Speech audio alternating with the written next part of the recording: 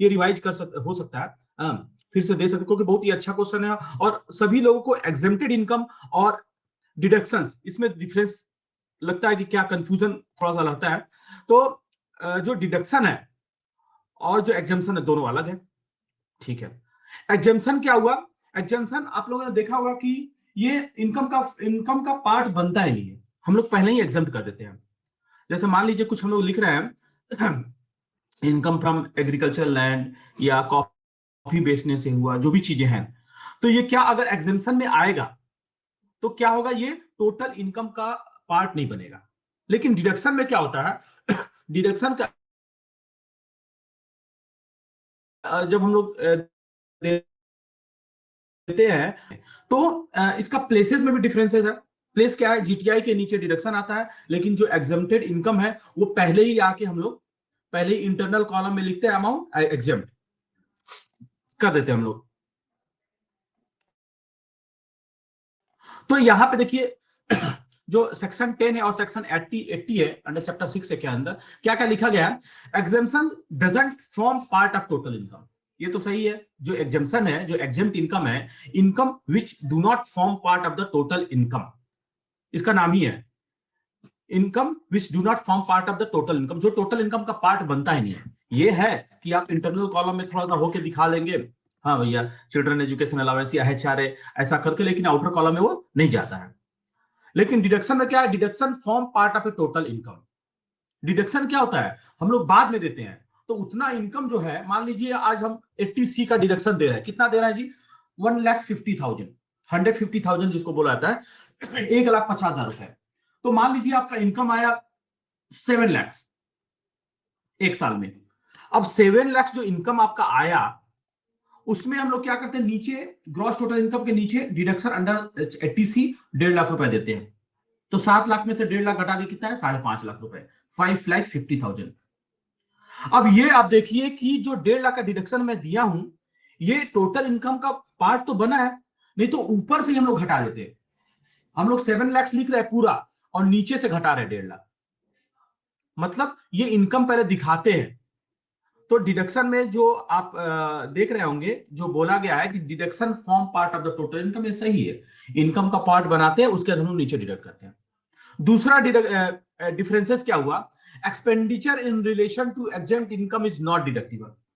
अब देखिए मान लीजिए कोई इनकम है, वो एग्जेम्प्ट होने वाला है। मान लीजिए 20,000 रुपए का कुछ इनकम है, अब वो गवर्नमेंट बोले भैया तुम 20,000 का 20,000 पूरा छूट ले लो, तो आप क्या बोलोगे, ठीक है भैया 20 का 20 तो हम छूट लेंगे ही, लेकिन उस इनकम को कमाने में हमको 2,000 रुपए और लगे हैं, तो 2,000 रुपए का और हमको डिडक्शन दो। तो ये सही है? नहीं। तो एग्जेम्प्टेड इनकम जो उसके ऊपर अगर कुछ एक्सपेंडिचर हो रहा है, तो वो एक्सपेंडिचर आपको डिडक्शन करने के लिए नहीं मिलेगा। लेकिन डिडक्शन में क्या होता है, expenditure in relation to this income is deductible. यहां पे अगर एक्सपेंडिचर कुछ किए हैं तो वो डिडक्टिबल होगा, मिलेगा। यहां पे तीसरा बोला गया है, income is normally exempt subject to certain condition. ठीक है भैया, कुछ कुछ तो कंडीशन रहता है, विदाउट कंडीशन। मान लीजिए एग्रीकल्चर इनकम ही है, तो कंडीशन है, क्या कंडीशन है, किसी लैंड सिचुएटेड इन इंडिया होना चाहिए, लैंड का यूज जो है एग्रीकल्चर पर्पज के लिए करना चाहिए, कुछ कुछ कंडीशन है। We have to follow the conditions to get the exempted income, to get the income exempt. अगर इनकम को आपको एग्जेम्प्ट लेना है तो you have to follow certain conditions. अगर कोई भी, जैसे मान लीजिए एचआरए है, एचआरए का भी कुछ कंडीशन है, तब जाके वो आपको इनकम वो छूट मिलेगा। Deduction is normally allowed based on payment of fulfilment of specified condition. और डिडक्शन क्या है, 80C का ये सबसे इजी है, आप लोगों को समझ में भी आएगा। तो डिडक्शन में क्या है भैया, वो बोल दिया कि आप वहां पे क्या कीजिए, आप पैसा लगाइए। पैसा लगाइए मतलब मान लीजिए एलआईसी आप खरीद रहे हो तो पैसा इन्वेस्ट कीजिए। आप पेमेंट कर रहे हैं, आपको पीपीएफ का लेना है, तो पीपीएफ में क्या हो गया, आपको ये आप पीपीएफ में पैसा लगाइए। मिनिमम जो है 500 है पर ईयर, या मैक्सिमम 1.5 लाख रुपया कोई भी। तो ये डिडक्शन और एग्जेम्पशन में ये थोड़ा सा 2-3 डिफरेंसेस है। ये डिफरेंसेस हमेशा याद रखना चाहिए, क्योंकि प्रैक्टिकल में भी आपको काम आएगा। चलिए आगे बढ़ते हैं। आज मैं क्या, अब मैं मुझे स्कैनर मिल गया है, हाँ, तो अब आपको दिक्कत नहीं होगी, क्योंकि स्कैनर अभी जो लास्ट का समय है आप लोग भी स्कैनर में टिक करते जाइएगा, जो जो हम समझा देंगे। कम से कम देखिए, I can not cover full, लेकिन मैं सोच रहा हूं कि जो भी करंट वाला है उसको कवर करते चलो। तो अभी आप लोगों ने रूल्स रेगुलेशंस भी पढ़े हैं, मैं भी रूल्स रेगुलेशन पढ़ा रहा हूँ, इसके बाद भी जो चैप्टर आएगा पढ़ाएंगे, लेकिन अभी क्या होगा, स्कैनर भी साथ साथ चलेगा।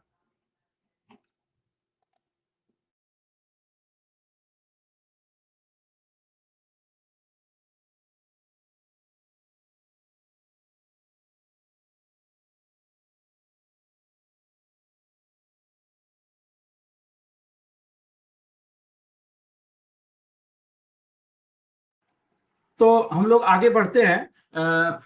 एक स्कैनर में 2021 का भी ये क्वेश्चन है। तो 2021 का एक क्वेश्चन है स्कैनर में, बहुत छोटा क्वेश्चन है, देख लीजिए क्या है।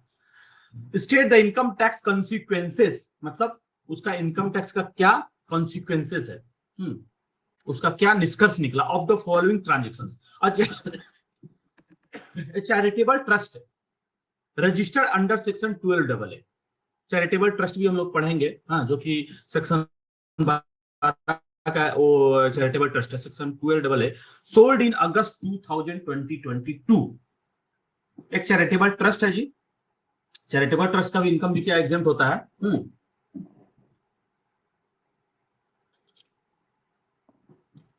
थोड़ा खांसी हो गया, उसी हम भी गर्म थोड़ा सा दूध और बॉर्नवीटा पी रहे हैं। तो देखिए इसमें क्या हुआ, charitable trust registered under section 12 AA, sold in August 2022 it's vacant land for 25 lakh. 12 AA के अंदर जो चैरिटेबल ट्रस्ट है, उन्होंने अपनी जमीन बेच दी 25 लाख रुपए में। The land was acquired in the year 2000 for 5 lakh. 5 lakh का जो लैंड है उसको 25 लाख में बेच दिया। तो टैक्स में जी हम सीधा सीधा कैपिटल गेन ऐसे नहीं निकालते, 25 लाख में बेचा तो 5 लाख हो गया, तो आपका 20 लाख रुपया टैक्सेबल हो गया। अगर आप लोगों ने पढ़ा होगा कैपिटल गेन, ये हम लोग पढ़ेंगे भी, तो कैपिटल गेन में ये बोला जाता है कि जो लॉन्ग टर्म कैपिटल एसेट्स है, तो लॉन्ग टर्म कैपिटल एसेट्स के ऊपर हम लोग क्या करते हैं, इंडेक्सेशन अप्लाई करते हैं। मतलब जिसकी कीमत 2000 में 5 लाख रुपए है, उसकी कीमत 2022 में अगस्त में क्या होनी चाहिए, क्योंकि लैंड का कीमत बढ़ रहा है, तो ये लैंड के लिए कैपिटल एसेट्स के लिए बताया गया कि इसकी कीमत इतना है, तो आज के डेट में उसकी कीमत कितनी होनी चाहिए। जब मैं उसके ऊपर इंडेक्सेशन अप्लाई कर देता हूं, तब हम लोग क्या करते हैं, sale value minus indexed cost of purchase price, उसको हम लोग लेस करते हैं, तब जाके कैपिटल गेन आता है। ठीक है, ये जितना अभी बोले अभी उसको नहीं समझना है, क्योंकि देखिए यहां पे हम लोग क्या पढ़े हैं, एग्जेम्प्टेड इनकम पढ़ रहे हैं। तो यहां पे नॉर्मली आप लोगों को कैपिटल गेन का टैक्स नहीं लगाना है।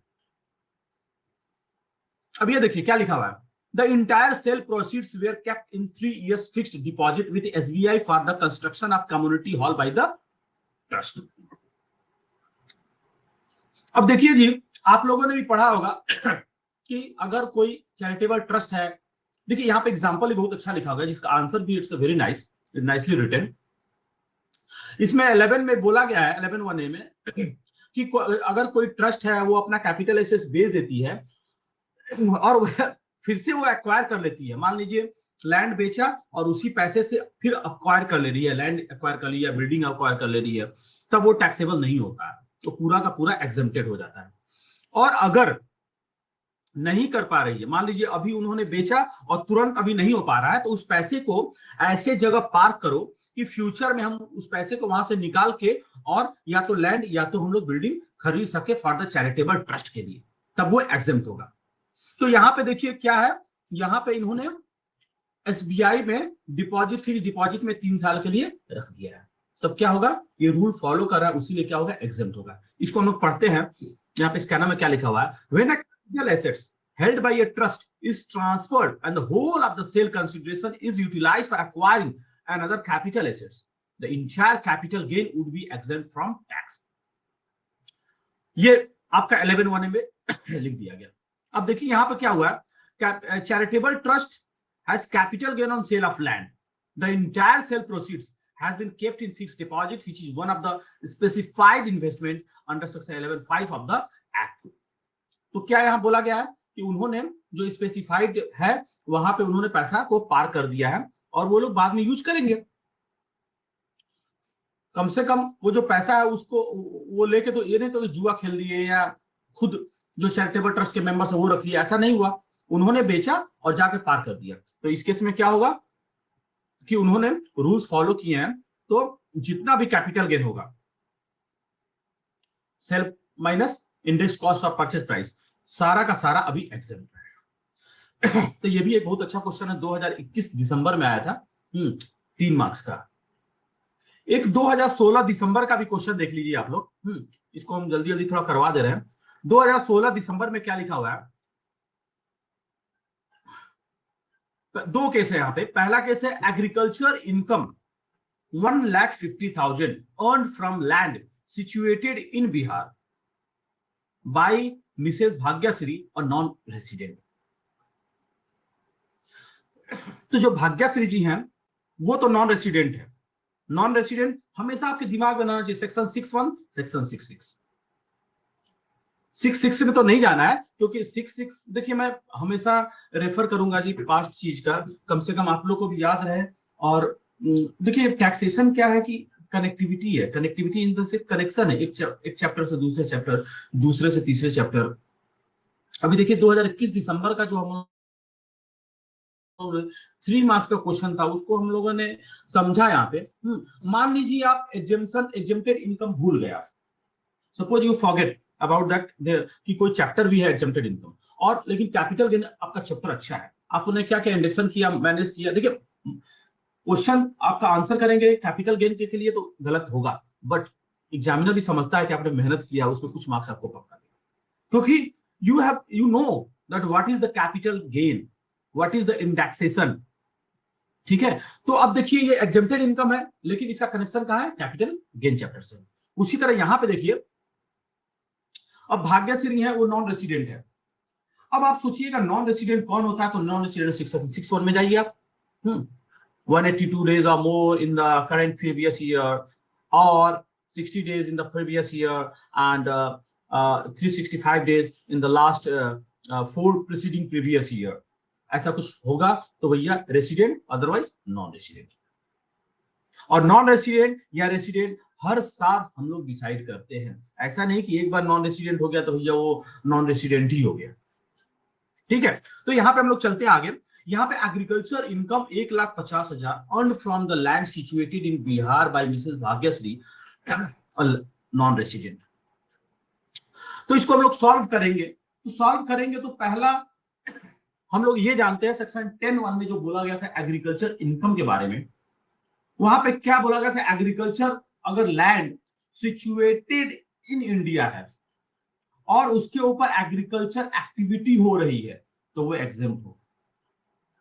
लेकिन यहाँ पे कंफ्यूजन ये है कि जो लैंडलॉर्ड है, जो ऑनर है, जिसकी लैंड है Mrs Bhagyashree, she is a non resident. तो क्या यहाँ पे क्वेश्चन ये उठता है कि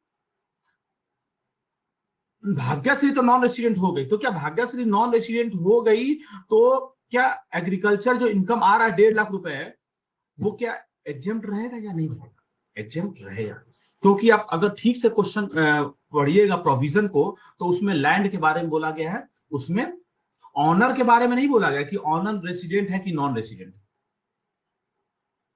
ठीक है, तो यहाँ पे भैया सारा चीज फॉलो हो रहा है, ऑनर को रेसिडेंट हो नॉन रेसिडेंट हो नो प्रॉब्लम, बट आपका लैंड कहाँ है, इंडिया में है, और उस लैंड से एग्रीकल्चर इनकम हुआ। एग्रीकल्चर इनकम मतलब एग्रीकल्चरल एक्टिविटी हुई होगी, शुगर केन उगाए होंगे, उसको बेचे होंगे, या उसको हम लेट आउट किए होंगे, लेट आउट से जो पैसा मिला वो भी एग्रीकल्चर लैंड है, एग्रीकल्चर इनकम है। तो यहाँ पे देखिए आंसर देखिए बहुत अच्छा लिखा हुआ है, income from agricultural operation carried out on land situated in India exempt under section 10(1) both in case of resident and non-resident। ठीक है, इसको आप अंडरलाइन कर दीजिएगा, both in case of resident and non-resident, that is the main things here। क्योंकि क्या हुआ परीक्षा में क्या होता है, हम लोग थोड़ा सा कंफ्यूज हो जाते हैं कि जो भाग्यश्री है, सी इज द नॉन रेसिडेंट, तो लग रहा है कि ये मेरा एग्रीकल्चर इनकम एग्जेम्प्ट नहीं होगा, लेकिन ये एग्जेम्प्ट होगा। तो जितना भी 1.5 लाख रुपया मिला वो लाइबल टू टैक्स नहीं होगा। दूसरा देखिए जी, अमाउंट ऑफ 400,000, हाँ 4 lakhs withdrawn by Mr Prakash, ठीक है, और resident individual from public provident fund as per the relevant rule. अब यहां पे देखिए सर, यहां पे आप लोग पीपीएफ अकाउंट खोलते हैं, पब्लिक प्रोविडेंट फंड, दूसरे अकाउंट भी खोलते हैं फंड, तो वहां से आप पैसा जब लीजिएगा तो वो एग्जेम्प्ट रहता है कि नहीं, एग्जेम्प्ट रहता है। वो आप लोगों को जब हम लोग पढ़ाए थे ये क्या बोला जाता है कि exemption of income, exemption of income, उसमें एक था कि अगर पीपीएफ से पैसा निकालते हैं then it should be the exempt from tax. तो क्या हो जाएगा, जो भी 4 लाख रुपए हम लोग निकाले हैं वो क्या हो जाएगा, वो टैक्सेबल नहीं होगा। देखिए यहाँ पे क्या लिखा है, amount withdrawn from public provident fund is exempt under section 10(11). Section 10(11) इसका है, ठीक है, 10(11) आप पढ़ेंगे तो वहां पे कल हम लोग इसका शायद हम लोग क्लास ये किए थे, हम लोग लिए थे, एक ही लाइन में वहां पे लिखा हुआ था कि पब्लिक प्रोविडेंट फंड में 10(11) में अगर निकाल रहा है पैसा तो वो क्या होगा, एग्जेम्प्ट होगा। तो जो 4 लाख रुपया उसमें क्या होगा, वो टैक्स देने की जरूरत नहीं। तो यहाँ पे ये 2 क्वेश्चंस मुझे अच्छा लगा, और वो बहुत ही करंट क्वेश्चन था, इसीलिए हम क्या किए, इसको थोड़ा सा देख लिए। अब उसके 2015 है तो अभी हम टारगेट वही 2016 के बाद वाला कर रहे हैं। तो ये 2 क्वेश्चन आप लोग के लिए बहुत अच्छा, आप लोग और क्वेश्चन भी देखिएगा और मुझे पिंक कीजिएगा अगर कुछ समझ में नहीं आएगा। यहां तक ठीक है सर? एक सर एसईजेड वाला ये दिसंबर 2015 का है सर, ये बता दीजिए सर, इसको कर रहे थे, इसमें थोड़ा सर कंफ्यूजन आया था सर। दिसंबर 2015 कौन सा है? अच्छा ये देखिए एसईजेड अभी वाला है, 10 मतलब स्पेशल इकोनॉमिक जोन वाला है सर। लेकिन ये 10AA अभी शायद हट गया है। 10AA एक बार हम देख लेंगे, 10AA शायद हट गया अभी इसका एसईजेड वाला। एक बार इसको मैं देख लूंगा 10AA है कि नहीं, उसके बाद मैं इसको बताऊं, क्योंकि हम भी देख रहे थे 10(1) से स्टार्ट है, 10AA नहीं है, 10B है। तो इसको तुम लोग देखना, अगर बुक्स में रहेगा तो हमको बताना इसको, ठीक है? Okay sir. हाँ 10AA में हम भी मार्क कर लेना, एक बार हम चेक कर लेंगे। 10AA हमको लग रहा है कि हट गया है, but I will check 10AA। अब देखिए अब क्या हुआ, अभी हम जाते हैं अपने stop sharing and will share another things, Windows paper 7। अभी हम ये चैप्टर करेंगे। देखिए जी यहाँ पे जो हम लोग पढ़ रहे थे एग्जाम्पशन वाला, total income is do not form part of the total income, तो इसमें मोटा मोटी हो गया है। अब इसका हम लोग क्या करेंगे ना, इससे हम लोग आगे बढ़ लेंगे और जो भी क्वेश्चंस आएगा उसको हम लोग सॉल्व करना चाहेंगे इसको, ठीक है? तो यहाँ पे देखिए एक माइनर वाला भी है, कि माइनर का तो अब हम जब पढ़े थे क्लबिंग वाला, तो उसमें देखे थे कि जिसमें ऐड होगा जिस के फादर में, मतलब इस जो अगर हस्बैंड का पैसा ज्यादा है या औरत वाइफ का ज्यादा है, तो जिसमें भी होगा, मान लिया फादर में ऐड हो रहा है तो उसमें 1,500 का एग्जम्पशन मिलता है उसके फादर को क्लबिंग के समय। तो वो चीज यहाँ पे दिया हुआ है। और इसमें तो बहुत ज्यादा 85 से 90 है, यहाँ पे सारा चीज यहाँ पे नहीं करेंगे हम लोग। अब ये हम चाहते हैं कि एक बार थोड़ा सा भी समय है तो हम लोग एचआरए के बारे में पढ़ लेना। एचआरए देखिए आप लोगों को आता है तो इसको हम सही से कर ले रहे हैं, और उसके बाद हम डिसाइड करेंगे which chapter we will take. तो देखिए जी एचआरए आप लोग आता है और इसमें पक्का आएगा, हम जैसा ट्रेंड देख रहे हैं एचआरए का। हाँ तो दिसंबर वाले में लग रहा है कि 3 to 5 मार्क्स का आना चाहिए। तो अभी एचआरए क्या है, 1013 है, ये भी आप लोग का एग्जाम इनकम में है। हाँ प्लस सैलरी में इसका डिटेल्स दिया गया है। तो इसके बाद आप लोग डिसाइड कीजिएगा कि सैलरी पढ़ाना है कि नहीं, क्योंकि इसमें live encashment, gratuity, commuted pension, uncommuted pension, leave concession, live travel, तो लिव इनकैशमेंट, सॉरी, हाँ और लीव ट्रैवल कॉन्सेशन होता है। तो ये बहुत सारा यहाँ प्रोविजंस है और उस प्रोविजन को बांटा भी गया है कि अगर ग्रेचुइटी गवर्नमेंट को मिल रहा है कि नॉन गवर्नमेंट एम्प्लॉय को मिल रहा है। तो थोड़ा सा रूल डिफर करता है वहां पे, अगर बोलिएगा तो उस चैप्टर को भी हम लोग देखेंगे, लेकिन आज के लिए ठीक है मैं सर, हम लोग सर एचआर, उसको फिर डिस्कस करके फिर आपको सर हम बता देंगे सर व्हाट्सएप पे सर। हाँ वो चीज करके कि नेक्स्ट चैप्टर क्या क्या है, तब तक हम लोग एचआरए पढ़ ले रहे हैं क्योंकि एग्जामिनेशन इनकम में और कुछ ज्यादा नहीं है। ठीक यस है, सर। तो देखिए एचआरए जो बोला गया है इसका पहले हम लोग कंडीशन पढ़ते हैं कि एचआरए के कंडीशन में क्या है। आप लोग को स्क्रीन दिखाई दे रहा होगा। तो देखिए यहाँ पे examination is not available if employee lives in his own house. पहला कि सबसे पहले एचआरए तो सब कोई जानता है कि minimum of the three is the exempt actual HRA received 50% of salary और rent paid minus 10% of salary. इसको हम लोग डिफाइन करेंगे सैलरी क्या होता है। लेकिन पहला अगर कहीं क्वेश्चन में छोटे में दे दिया भैया कि अपने घर में रहता है और सारा का सारा चीज बोल रहा है, तो अगर अपने घर में रहता है और एचआरए आपको मिल रहा है तो भी एग्जेम्प्ट नहीं होगा, वो टैक्सेबल हो जाएगा। या मान लीजिए हम गए, हम बोले कृष्णा भैया को कि भैया हमको थोड़ा सा रहने के लिए जगह दीजिए, उन्होंने 1 BHK दे दिया, सर आपके लिए फ्री है, और मुझे कहीं से पैसा भी मिल रहा है एचआरए जहां मैं जॉब कर रहा हूं, उस केस में भी वो एचआरए एग्जेम्प्ट नहीं होगा, टैक्सेबल हो जाएगा क्योंकि मैं कुछ पे कर ही नहीं रहा हूं। ठीक है, तो यहाँ पे सबसे अच्छा कंडीशन है कि अगर आप अपने घर में रह रहे हैं या ऐसे जगह पर रह रहे हैं जहां पे आपको एचआरए देना नहीं पड़ रहा है, एकदम फ्री बिंदास रहिए, उस केस में क्या हो जाएगा, एचआरए टैक्सेबल हो जाएगा। दूसरा यहाँ पे बहुत अच्छा इंपॉर्टेंट लिखा गया है, जैसे आप अभी पढ़ाएंगे हम कि एचआरए जो है कि मिनिमम 3 इज एग्जेम्प्ट, तो उसमें एक बोला गया है 50% ऑफ सैलरी अगर आपका घर मेट्रो में है और 40% ऑफ सैलरी अगर आपका घर मेट्रो में नहीं है। मतलब मान लिया लखनऊ है तो लखनऊ में 40% डिस्काउंट मिलता है, ये मिलता है 40% ऑफ सैलरी एग्जेम्प्ट होता है। तो यहाँ पे देखिए बहुत अच्छी चीज बोली गई है कि for criteria 50% of 40% of salary, place of employment is not significant, but place where the house is situated is important. मान लीजिए जी कलकत्ता है, कलकत्ता मेट्रोपॉलिटन सिटीज है, कलकत्ता बंबई दिल्ली मद्रास और कुछ कुछ रिकॉग्नाइज्ड मेट्रोपॉलिटन सिटीज हैं। हाँ, तो अगर मान लीजिए कलकत्ता में आप जॉब कर रहे हो लेकिन आप रह रहे हैं वहां से दूर, जो कि कलकत्ता के कलकत्ता में नहीं आ रहा है उसके जुरिडिक्शन में, तो क्या होगा, आपको 40% डिस्काउंट ये मिलेगा, एग्जेम्पशन नॉट 50%।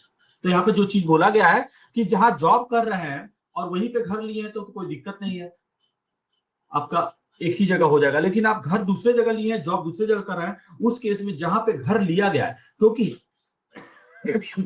एक्चुअल पेमेंट जहां पे आप रह रहे हैं वही कर रहे हैं, तो जहां पे आप रह रहे हैं उसी को हम लोग देखेंगे कि मेट्रोपॉलिटन सिटीज है या नहीं है। ये दो चीज बहुत इंपॉर्टेंट है। उसके बाद क्या है, मैं टैक्स स्टेटमेंट बता दे रहा हूं कि minimum of the following is exempt from tax. पहला एक्चुअल एचआरए रिसीट, जितना आपको एचआरए मिल रहा है 5,000 6,000 7,000 वो लिख देंगे। दूसरा, an amount equal to 50% of salary अगर मेट्रो में है तो, और नहीं तो 40% of salary other than the metro है। अब सैलरी यहाँ पे जो वर्ड है उसमें क्या रहेंगे, द बेसिक लेंगे, एचआरए रहेंगे, और अगर कमीशन रहेगा फिक्स्ड परसेंटेज वाला कमीशन। देखिए नीचे बोला भी गया है सैलरी, यहाँ पे देखिए इसको मैं मार्किंग करूंगा, बहुत अच्छा इसको कृष्णा ने बनाया कि मार्क मैं कर सकता हूं, तो आपको भी देखने के लिए ठीक रहेगा। तो यहाँ पे salary here means basic salary, क्योंकि सैलरी क्या होता है ना, देखिए प्राइवेट में आप काम करेंगे तो कहीं कहीं छोटे प्राइवेट में उतना डिटेल्ड में नहीं दिया रहता है, लेकिन अच्छे कंपनी में काम कीजिएगा, गवर्नमेंट में काम कीजिएगा, हाँ भैया बेसिक सैलरी इतना, डीएनएस अलाउंसेस इतना, हाँ सारा चीज लिखा रहेगा। तो यहाँ पे सैलरी का मतलब क्या हो गया, बेसिक प्लस डीए। डीए में भी क्या लिखा हुआ है, if it is forms a part of the retirement benefit, अगर रिटायरमेंट बेनिफिट का पार्ट नहीं रहता है तब डीए को नहीं लेंगे। ठीक है, और हमेशा पार्ट रहता ही है, कभी कभी थ्योरेटिकली आपको क्वेश्चन थोड़ा सा टफ करने के लिए वहां पे ब्रैकेट में लिख देता है DA is not from part of the retirement benefit.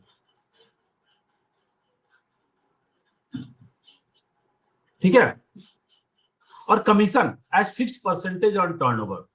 तो कमीशन क्या है जी, आप जितना माल बेचिएगा उसके ऊपर कमीशन आता है। तो ऐसा अगर क्वेश्चन में दिया है तब कमीशन लेंगे, तो बेसिक डीए कमीशन, ये याद कर लीजिएगा आप लोग। तो पहला हुआ एक्चुअल एचआरए रिसीव्ड, दूसरा हुआ 50% ऑफ सैलरी और 40% ऑफ सैलरी, तीसरा क्या हुआ rent paid minus 10% of salary. जो भी आप रेंट पेड कर रहे हैं माइनस अलग से 10% ऑफ सैलरी निकाले। देखिए दो में हम लोग 50% ऑफ सैलरी निकालेंगे ना, 10% भी निकाल देंगे। सैलरी का डेफिनेशन सेम रहेगा, बेसिक डीए कमीशन। ठीक है, अब तीनों में से जो स्मॉल रहेगा, जो मिनिमम रहेगा, वो क्या होगा एक्चुअल एचआरए में से वो घट जाएगा और बैलेंस टैक्सेबल हो जाएगा। हम लोग क्या पढ़ रहे हैं एग्जेम्प्टेड इनकम। ठीक है, सैलरी चैप्टर में है but we are studying exempted income. तो एग्जेम्प्टेड किससे होगा, जितना आपको एचआरए मिल रहा है उसी में से कुछ एग्जेम्प्ट होगा, या तो पूरा भी हो सकता है, उसका नियम कानून है, चाहे अगर फॉलो कीजिएगा तब, हाँ पूरा भी हो सकता है, आधा भी हो सकता है, नहीं भी हो सकता है। देखते हैं एक क्वेश्चन, यहाँ बहुत अच्छा क्वेश्चन है। हम भी थोड़ा सा इसमें देख रहे थे कि it's very nice, very nicely drafted this question. अभी जो स्टडी मैट है ना जी बहुत अच्छा बनाया गया, सीएमए जो इंस्टीट्यूट में जो भी मेंबर्स है यहाँ पे, इट्स वेरी नाइसली ड्राफ्टेड। अभी आपको कहीं बाहर जाने की जरूरत नहीं है। हाँ प्लस ये और स्कैनर, तो ये क्या होता है यहाँ पे पूरा का पूरा क्वेश्चन हम लोग नहीं डाल सकते हैं इंस्टीट्यूट के द्वारा। तो क्या होता है स्कैनर को फॉलो किया था। Scanner is nothing but it's a question drafted by the CMA. Illustration 8 देखिए किया जाए, एक्स और रेसिडेंट ऑफ अजमेर, अजमेर दिमाग में क्लिक करना चाहिए, it's a non metropolitan cities, 40% receives 48,000 as basic salary, 48,000 22-23 में। उसके अलावा 4,800 as dearness allowance forming part of basic salary, forming part of the basic salary बता दिया। it is a retirement benefit, ये जो बताया गया था ना यहाँ पे कि ये if it is forms part of the retirement benefit, इसके मतलब forming part of the salary मतलब retirement benefit का पार्ट हो गया। 7% of commission on sales made by him, 7% of commission, ठीक है। टर्नओवर का हो गया, जितना टर्नओवर मतलब पूरे टर्नओवर का इसको कमीशन नहीं मिलेगा, 7% जितना इन्होंने बेचा है। सेल मेड बाय एक्स दे दिया है 86,000। तो सबसे पहले and 6,000 as house rent allowances, 6,000 रुपया इसको हाउस रेंट अलाउंस मिल रहा है। तो देखिए यहाँ पे क्वेश्चन को पहले जाने के पहले हम लोग समझ ले रहे हैं कि एचआरए उसको कितना मिल रहा है 6,000 रुपया। इसके मतलब 6,000 में से ही हमको घटाना है। क्या घटाना है, ऊपर का जो तीनों पढ़े थे उसमें से जो मिनिमम है घटा के हमको बाहर जो नेट आएगा वो टैक्सेबल हो जाएगा। ठीक है, अब यहाँ पे सबसे पहले हम लोग नीचे क्या सैलरी की कैलकुलेशन कर लेंगे। सैलरी का कैलकुलेशन कैसे करेंगे, बेसिक, बेसिक कितना आपका 48,000। उसके बाद क्या हो जाएगा जी डियरनेस अलाउंस है, डियरनेस अलाउंस कितना है 4,800। उसके बाद कमीशन कितना है जी 86,000 का 7% कमीशन हो गया। अपना अपना कैलकुलेटर खोल के कैलकुलेट कर लीजिए कितना होगा। तो यहाँ पे देखिए सैलरी जो बताया गया है यहाँ पे बेसिक 48 जितना बताया, डीएनएस अलाउंस 4,800 और कमीशन कितना होगा 7% ऑफ 86 6020 58,820। ये क्या हो गया आपका salary for the purpose of HRA, salary for the purpose of HRA कितना आ गया जी 58,820 58,820। अब देखिए यहाँ पे क्या होगा एक्चुअल अमाउंट रिसीव्ड, कितना एक्चुअल अमाउंट रिसीव्ड किसका एचआरए का, एचआरए कितना 6,000 रुपए मिला है। ठीक है, 40% ऑफ सैलरी, 40% ऑफ सैलरी क्यों करेंगे क्योंकि अजमेर में है। अब सैलरी कितना आया 58,820, 58,820 का हम लोग क्या करेंगे 40% निकाल देंगे, कितना आएगा कैलकुलेट करके बताइए 23,528। तीसरा rent paid minus 10% of salary. अब rent paid actual rent paid कितना आपको कर रहा है, however he pays 5,800 I rent paid, 5,800 rent paid कर रहा है minus 10% of salary. 10% of salary किसका 58,820 का 10% कितना होगा, लास्ट का जीरो हटा दीजिए 5882, 5,882, 5,882 लिख देंगे। अब लेकिन ये देखिए यहाँ पे जो रेंट पेड कर रहा है वो 10% ऑफ सैलरी से भी कम कर रहा है। ठीक है, जो रेंट पेड कर रहा है वो 10% ऑफ सैलरी से भी कम कर रहा है। उसीलिए क्या हो गया, कोई टैक्स एडवाइजर का उसने अगर एडवाइस लिया रहता मिस्टर एक्स ने, तो क्या कर रहा था 5,800 में 1 BHK वो 2 BHK ले लेता। क्योंकि देखिए जी अगर वो पेमेंट अगर रेंट वो नहीं दे रहा है तो क्या होगा टैक्सेबल हो जाएगा उसको। तो यहां पे देखिए रेंट पेड सैलरी में क्या हुआ, रेंट पेड कम है सैलरी 10% ऑफ सैलरी से, तो क्या हुआ घटेगा नहीं, तो यहाँ पे जीरो आ जाएगा, माइनस तो लिखेंगे नहीं, माइनस नहीं लिखेंगे तो जीरो लिखेंगे। अब देखिए minimum of the following is exempt. अब मिनिमम कितना है, नील, मतलब जीरो मिनिमम है, तो इसके मतलब क्या हुआ, एग्जेम्पशन जीरो आ गया, उसका हाउस रेंट अलाउंस कितना हो गया 256,923 टैक्सेबल हाउस रेंट अलाउंसेस। तो अभी क्या हो गया, अभी उसका क्या हो गया, उसका एग्जेम्पशन कुछ नहीं मिला है, ठीक है, एग्जेम्पशन उसको कुछ नहीं मिला है। तो यहाँ पे हम लोग क्या करेंगे, यहाँ पे थोड़ा सा गलती किया गया है, ये 256,923 जो है ना, उसको हम लोग ध्यान में नहीं देंगे, क्योंकि यहाँ पे 6,000 हाउस रेंट अलाउंस रिसीव हो रहा है, ठीक है, तो 6,000 के हिसाब से करेंगे। ये टोटल हम लोग सैलरी वाली इसमें जोड़ दिया गया है, तो उसको नहीं भी जोड़िएगा तो चलेगा। इसमें 6,000 माइनस नील इक्वल टू 6,000 यहाँ पे आ जाएगा, क्योंकि यहाँ पे सिर्फ एचआरए का हमको कैलकुलेशन करना है, इन्होंने पूरा कर दिया है, ठीक है, तो यहाँ पे पूरा हम लोग नहीं करेंगे, एचआरए का सिर्फ कैलकुलेशन करना, उसको 6,000 रुपया मिल रहा है भैया, ठीक है। तो क्या हुआ, उसको यहाँ पे नील मतलब जो डिडक्शन है वो नील होगा, क्योंकि वो क्या होगा, minimum of the following is exempt. तो मिनिमम कितना है, जीरो। तो सिर्फ आपको यही बताना है कि there is no exemption and all taxable. दूसरे क्वेश्चन में एक और एक जाते हैं, यहाँ पे एक और क्वेश्चन है, उसके बाद हम लोग क्लास को एंड करेंगे। यहाँ पे देखिए एचआरए, देखिए वहां पे लिख भी दिया है, hence exemption under section 1013 is nil, ठीक है, यहाँ पे नील आ जाएगा ये वाला।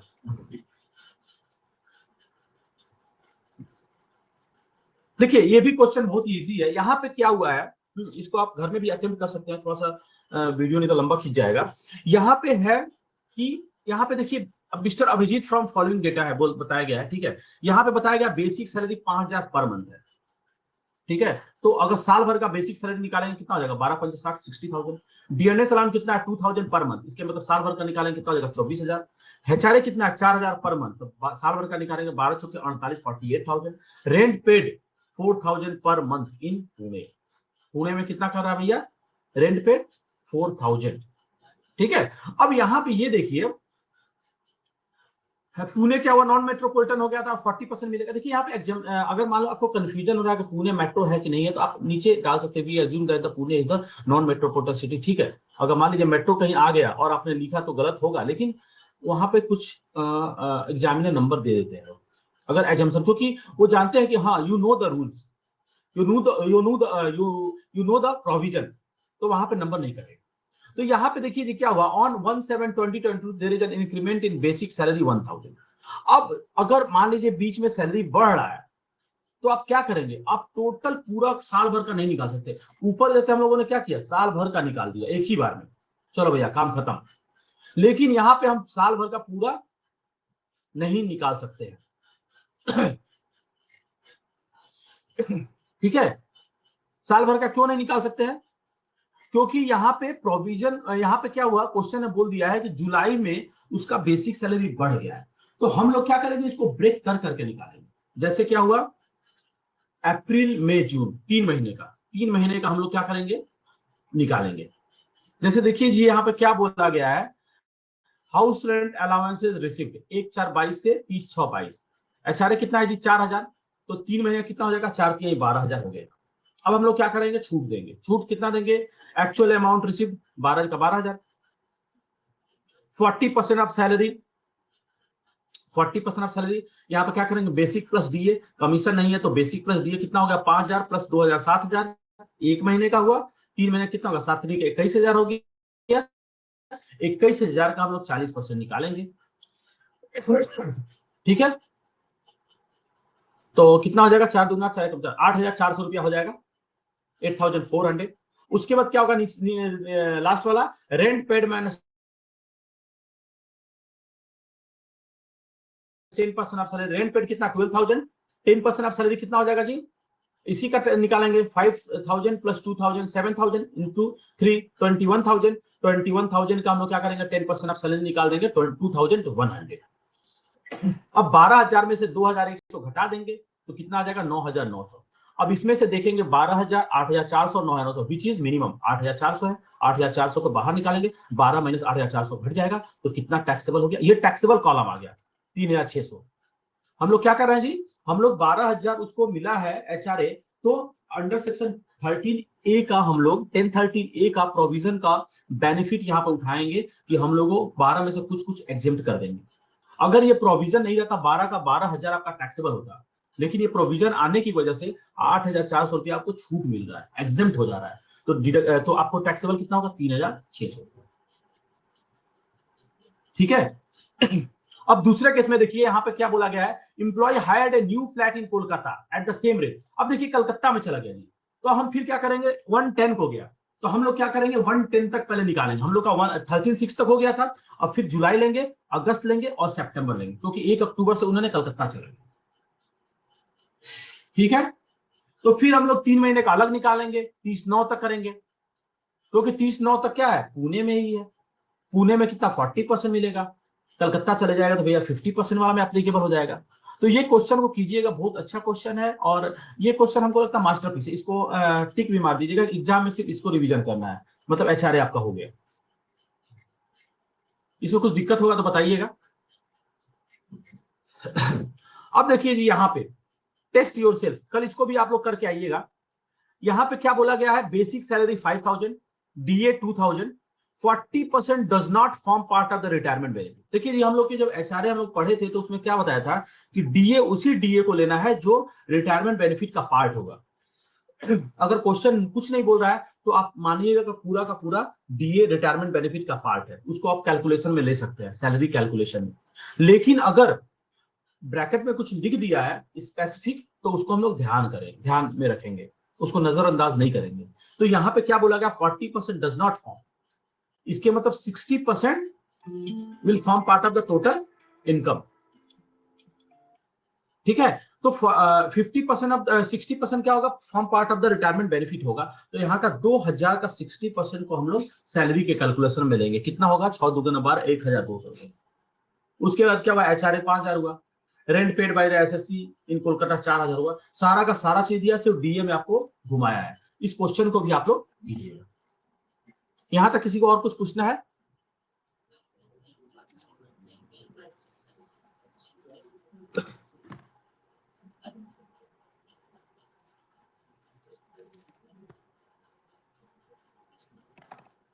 ठीक है, तो आज क्लास यहीं पर हम लोग समाप्त करते हैं, और कल क्या करेंगे हम लोग बता दिया जाएगा आपको in advance. Thank you, thank you, thank you.